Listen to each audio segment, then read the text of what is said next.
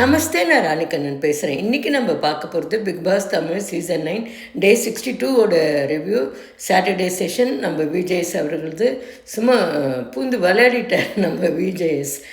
சரி, இப்போ Saturday session போகிறதுக்கு முன்னே ஃப்ரைடே செஷன் காமிப்பாங்க. நிஜமாகவே இந்த வியன்னா, ரம்யா அண்டு பாரு சேர்ந்து ஒரு கேம் ப்ளே பண்ணியிருக்காங்க பாருங்களேன். அதை மேனிப்புலேட் பண்ணி விமன் கார்டை கொண்டு வர அளவுக்கு போயிட்டாங்க விக்ரம்க்கு எதிர்க்க. ஆனால் விக்ரம் ஸ்மார்ட் கைன்னு வச்சுக்கோங்களேன். அவர் சொல்வார் வியன்னா கிட்ட, நீ பண்ணது தப்பு, நீ என்கிட்ட பேசினது தப்பு, மன்னிப்பு கேளுன்னு கேட்பார், டிமாண்ட் பண்ணுவார். என்னை நீ மன்னிப்பு கேட்டே ஆகணும் என்கிட்டன்னு சொல்லிட்டு. என்னென்னா அவங்க சொல்லியிருப்பாங்க, நான் என்னுடைய ட்ரெஸ்ஸஸ் இருந்த பக்கெட்டை நீ எப்படி கொண்டு நடு ஹாலில் வைப்ப, யாரோ கமெண்ட் அடித்தாங்க, இதெல்லாம் எடுத்து பார்த்துட்டு அப்புறமா கொண்டு வச்சாரான்னு வேற கேட்டாங்க. இதை நான் உனக்கு அகேன்ஸ்டாக விமன் கார்டாக என்னால் யூஸ் பண்ண முடியும்னு சொல்லியிருப்பாங்க வாழைக்கிழமை எபிசோடில். இப்போ வெள்ளிக்கிழமை இதில் இப்போ இவர் அழுவார் ஆக்சுவலி விக்ரம். இப்போ என்ன கேட்பார் அவர், நீ அது எப்படி என்னை அந்த மாதிரி நீ சார்ஜ் பண்ணுவேன். தலை சொன்னாங்க, தலை ரம்யா சொன்னாங்க, நான் கொண்டு ஹாலில் வச்சேன், அவ்வளோதான் எனக்கு தெரியும். அதில் ட்ரெஸ்ஸஸ் இருந்தது, அது உள்ள என்ன ட்ரெஸ் இருந்ததுன்னு கூட நான் பார்க்கல. வேணாம் சொல்லுவாங்க, இல்லை இன்னர் கார்மெண்ட்ஸ் இருந்தது, அது என்னுடைய ட்ரெஸ்ஸுன்னு தெரிஞ்சு தான் நீ கொண்டு வச்சேன், யாரோ கமெண்ட் வேறு அடித்தாங்க, அவர் எடுத்து பார்த்துட்டு வச்சாரான்னு இப்படிலாம் ப்ளேம் பண்ணாங்க வேணாம். அதான் விக்ரம் சொல்வார், அது எப்படி நீ அந்த மாதிரி பண்ணுவேன், எனக்கு அது எவ்வளோ மன உளைச்சலாக இருக்குது, நீ சாரி கேளுன்னு சொல்லுவார். பாருன்னா ஒத்துப்பாங்க, இது ஒரு கேம் பிளான் தான், நீ தான் அட்வைசராக இருக்க ரெட்ரோ டீமுக்கு. ஸோ உன்னை அந்த இடத்த விட்டு நாங்கள் வெளியே அனுப்பிச்சிட்டோன்னா மற்றவங்களால உன்னளவுக்கு டீப்பாக திங்க் பண்ண முடியாது. ஸோ உன்னை வெளியே அனுப்புறது தான் எங்களுடைய கேம் பிளான்னு. அதுக்கு தான் நான் ரம்யா கிட்டே சொன்னேன், அந்த பக்கெட்டு பாத்ரூமில் இருக்குது, அதை கொண்டு ஹாலில் வைக்க சொல்லிவிடுங்க, ஏன்னா அவங்க தலை ஓகே. ஸோ அவங்க சொன்னால் இவர் செய்வார் அப்படின்னு சொல்லிட்டு. அதில் வியனாவுடைய ட்ரெஸ் இருக்குன்னு தெரியும் பாருக்கு, வியனாவும் அந்த இடத்துல இருக்காங்க, வியனாவும் ஒத்துண்டாங்க இதுக்கு. ஆனால் கொண்டு வச்சதுக்கப்புறம் எப்படி மேனிப்புலேட் பண்ணிட்டாங்க வியன்னா அண்டு ரம்யா. ரம்யா எனக்கு தெரியவே தெரியாது, அவங்க இந்த மீனிங்கில் தான் சொன்னாங்கன்னு சொல்லிட்டு அவங்க பக்கெட்டை எடுத்து வைன்னு சொன்னாங்க, நான் எடுத்து வைன்னு சொன்னேன், அவ்வளோதான் எனக்கு தெரியுன்றாங்க. வியனா சொல்கிறாங்க, நான் இவ்வளோ டீப்பாலாம் எனக்கு திங்க் பண்ணல, எனக்கு இது கேம் பிளான்னு தெரியாதுன்றாங்க. பார்வதி நான் கிளியராக சொல்லிட்டு தான் பண்ணேன்றாங்க. இதில் யார் சொல்கிறது நிஜம்? அதை தான் இன்றைக்கி விஜேஎஸ் ப்ரூவ் பண்ணுவார். 3 பேரும் எப்படி ப்ளே பண்ணாங்கன்னு சொல்லிட்டு. அஃப்கோர்ஸ் பார்வதி ஒத்துண்டாங்க இதை கேம் பிளான்னு சொல்லிட்டு. ஆனால் மற்ற ரெண்டும் ஒத்துக்கவே இல்லையே. அதுக்கு அவர் வரவழைக்கிறதுக்கு எவ்வளோ கஷ்டப்பட்டார். இந்த ஒரு ஃபுல் எபிசோடும் அந்த ஒரு விஷயத்துக்கே போயிடுது, இந்த ஹோல் எபிசோடும். அதை விட இன்னொரு விஷயம் என்ன தெரியுமா, வீணா விக்ரம்கிட்ட கேட்பாங்க, யாரோ ஒருத்தர் கமெண்ட் அடித்தாங்க, அவர் அப்போ பார்த்துட்டு தான் இந்த பக்கெட்டை கொண்டு வச்சாரான்னு சொல்லிட்டு. ஸோ நீங்கள் என் துணின்னு தெரிஞ்சு அதெல்லாம் எவ்வளோ என்ன இருக்குது, என்னுடைய இன்னர் கார்மெண்ட்ஸ்லாம் உள்ளே இருக்குன்னு தெரிஞ்சு தான் நீங்கள் அந்த பக்கெட்டை எடுத்துகிட்டு வச்சிங்கன்னு தானே அதுக்கு அர்த்தம் அப்படின்னு சொல்லி கேட்பாங்க. ஆனால் யார் அதை சொன்னதுன்னு யாருக்குமே தெரியல. இப்போ தான் அந்த சீக்ரெட் ரிவீல் ஆச்சு. அரோரா சொல்லுவாங்க, அந்த டைமில் நான் அங்கே இருந்தேன், ஆனால் நான் எந்த மீனிங்கில் கேட்டேன்னா, நீ கொண்டு வச்சிங்களே, என் துணி தெரிஞ்சு தானே வச்சிங்கன்னு வேணா கேட்டாங்க. அப்போ நான் அந்த இடத்துல இருந்தேன். நான் என்ன சொன்னேன்னா, அப்போ நீ என்ன சொல்ல வர, நீ அவர் கையெடுத்து அந்த துணிங்களெல்லாம் வெளியே எடுத்து பார்த்துட்டு யார் துணின்னு தெரிஞ்சு திருப்பி அந்த பக்கெட்டில் போட்டு கொண்டு வச்சாருன்னு மீன் பண்ணுறியான்னு நான் தான் கேட்டேன் அப்படின்னு சொல்லிட்டு அரோரா சொல்லுவாங்க விக்ரம் கிட்ட. நான் தான் கேட்டேன், ஆனால் நான் தப்பான மீனிங்கில் கேட்கல. அப்போ நீ என்ன சொல்லுற, அவர் உள்ளே இருந்து துணியெல்லாம் எடுத்து பார்த்துட்டு வச்சாரான்ங்கிற மாதிரி நீ கேட்குறியான் தான் நான் கேட்டேன் அப்படின்னு சொல்லிட்டு சொல்லுவாங்க அரோரா. அவங்களும் ஃப்ராங்காக ஒத்துன்ட்டாங்க. ஸோ இது அத்தனையுமே இப்போ பஞ்சாயத்துக்கு வந்தது. அழகாக டீல் பண்ணார் இந்த மேட்டரை. அது ரொம்ப சென்சிட்டிவாகவும் இருந்தது, சில இடத்துல த்ரில்லிங்காகவும் இருந்தது, சபாஷ்னு சொல்ல வச்சுது. அது என்ன பண்ணார், எப்படி டீல் பண்ணார் விஜேஎஸ்ன்னு பார்க்கலாம். இப்போ ஓவர் டு ஸ்டேஜ் எடுத்தவுடனே பக்கெட் மேட்ருக்கு வந்துடுவார். ஸோ இந்த பக்கெட்டு கதை என்ன கதைன்னு முதல்ல பார்க்கலாம்னு சொல்லிட்டு பாரு தான் ஆரம்பிக்கணும், ஏன்னா அவங்க தான் இந்த கேம் பிளான் ஆரம்பித்தது. ஸோ நீங்கள் சொல்லுங்கள் பாரு, ஆனால் வளவலன்னு பேசாமல் கரெக்டாக டு த பாயிண்ட் பேசுங்கன்னு சொல்லுவார். உடனே பாரு எழுந்துப்பாங்க, சார் நான் தான் சார் கேம் பிளான் போட்டேன், ஏன்னா விக்ரம் தான் அட்வைசர் அவங்க டீமுக்கு. ஸோ அவர் ரொம்ப நல்லா அட்வைஸ் பண்ணி டீமை நல்லபடியாக லீட் பண்ணார். ஸோ நம்ம அவரை வெளியே அமிச்சாதான் மற்றவங்களாம் கொஞ்சம் முழிப்பாங்க, கேம் பிளான் சரியாக போட மாட்டாங்க. ஸோ நம்ம அந்த இடத்த விட்டு அவரை வெளியே அனுப்பணும். ஏன்னா எல்லாருமே அந்த நெக்லஸ் பக்கத்துலேயே உட்காந்து காவல் காத்துட்டுருக்காங்க. விக்ரமை வெளியே அமிச்சாலே மற்றவங்களாம் கொஞ்சம் அந்த அளவுக்கு பெட்டராக போட மாட்டாங்க கேம் பிளானுங்கிற ஐடியாவில். நான் தான் வந்து ரம்யா கிட்ட சொன்னேன், இந்த மாதிரி உள்ள பக்கெட்டில் வந்து வியனாவுடைய ட்ரெஸ்ஸஸ்லாம் இருக்குது, ஓகே, அது வந்து காயப்படாமல் அப்படியே வச்சுருக்காங்க அவங்க. நீ தலை தானே, நீ வந்து விக்ரம் கிட்ட சொல்ல, இந்த மாதிரி பக்கெட்டை வந்து துணிங்களோடு அப்படியே வச்சுருக்காங்க பாத்ரூமில், நீ கொண்டு வந்து ஹாலில் வை, யார்தோ அவங்க வந்து எடுத்து காயப்படட்டும் அப்படின்னு சொல்லிட்டு சொல்லுவாங்க ரம்யா. உடனே இவரும் என்ன பண்ணுவார், விக்ரமும் அந்த பக்கெட்டை கொண்டு வந்து நடு ஹாலில் வச்சுருவார். அப்போ தான் வேணா சொல்லுவாங்க, அது எப்படி என் ட்ரெஸ்ஸுன்னு தெரிஞ்சு நீங்கள் கொண்டு வந்து வச்சிங்களான்னு கேட்பாங்க வேணா. ஸோ இந்த பேசும்போது வேணாவும் பக்கத்தில் இருந்தாங்க சார். வியனா ரம்யா 2 பேர்கிட்ட தான் நான் அந்த கேம் பிளானை சொன்னேன்னு சொல்லுவாங்க பாரு. ஒன்று ரம்யாவை கேட்பார், உனக்கு தெரியும் தானேம்மா, உனக்கு தெரிஞ்சு தானேம்மா இது நடந்ததுன்னா ரம்யா சொல்லுவாங்க, இல்லை சார் எனக்கு அவங்க பேசினதே புரியல சார், என்ன பேசினாங்கன்னு. அவங்க சொன்னாங்க, நீ தானே தலை, அந்த பக்கெட்டில் துணிங்க அப்படியே இருக்குது, நீ விக்ரம் கிட்ட சொல்லுன்னாங்க, நான் சொல்லிட்டேன். நீ புரியாமையே சொன்னியானா, ஆமாம் எனக்கு புரியல, நான் அப்போ தான் ஹாஸ்பிட்டலில் ட்ரிப்ஸ் ஏற்றிட்டு வந்தேன், எனக்கு உடம்பு சரியில்லை, அவங்க என்ன பேசுனாங்கன்னு எனக்கு புரியல. ஒன்று விஜய்ஸ்க்கு அப்புறம் புரியலன்னு கேட்கணும்ல, எதுக்காக இதை பண்ண சொல்கிறேன்னு கேட்கணும். அதுவும் ஸ்பெசிஃபிக்காக அந்த பக்கெட்டை விக்ரம் தான் ஏன் எடுத்து வைக்கணும்னு அவங்க சொல்கிறாங்கன்னு கேட்கணும்ல. ஏன் நீங்களே கூட கொண்டு வந்து வச்சிருக்கலாமே, அந்த பக்கெட் அங்கே இருக்கிறது தான் பிரச்சனைனா யார் வேணால் கொண்டு வந்து வைக்கலாமே, அதே விக்ரம் தான் வைக்கணும்னு அவங்க சொல்கிறாங்க. அவங்க தான் இது கேம் பிளான் சொல்லி தானே சொல்கிறாங்கன்னா, எனக்கு அது புரியலன்னு சொல்லுவாங்க ரம்யா.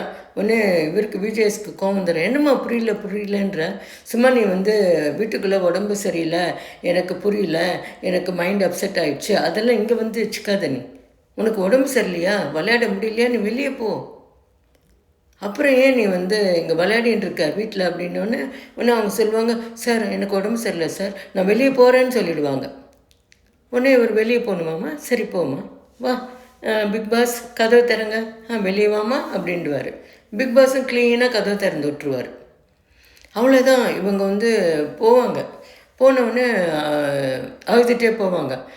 இவங்களை சமாதானப்படுத்த யார் தெரியுமா வருவாங்க, சாண்ட்ரா, திவ்யா அண்ட் பிரஜின் தான் வருவாங்க. வைல்டு கார்டு என்ட்ரிஸ் தான் வருவாங்க, எக்ஸப்ட் அமித்.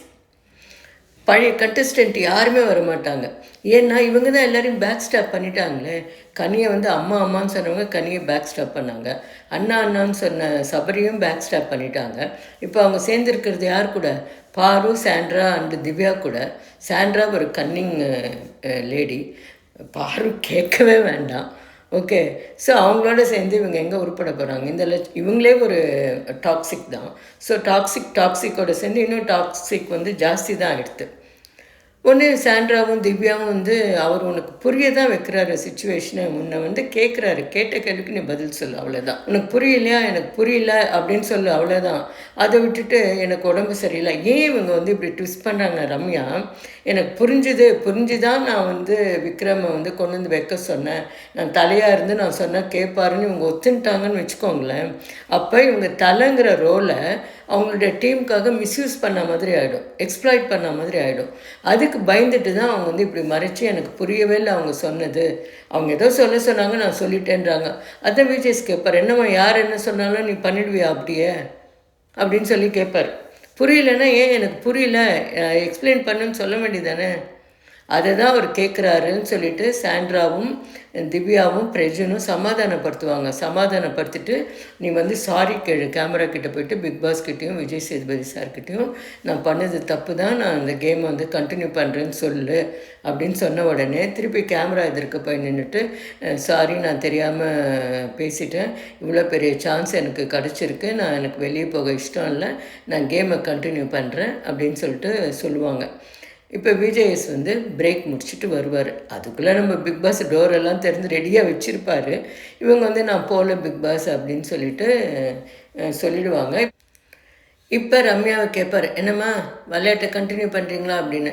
ஆமாம் சார், நான் கண்டினியூ பண்ணுறேன் சார் அப்படின்னு சொல்லுவாங்க. உடனே விஜய் சொல்வார், இன்னொரு வாட்டி இந்த மாதிரி கதவு திறந்துட்டால் கதவு மூடப்படாது, திறந்து அது வெளியே போக வேண்டியதான், யாருக்காக திறந்ததோ அவங்க வெளியே போக வேண்டியதான்னு சொல்லிட்டு க்ளீனாக சொல்லிவிடுவார்.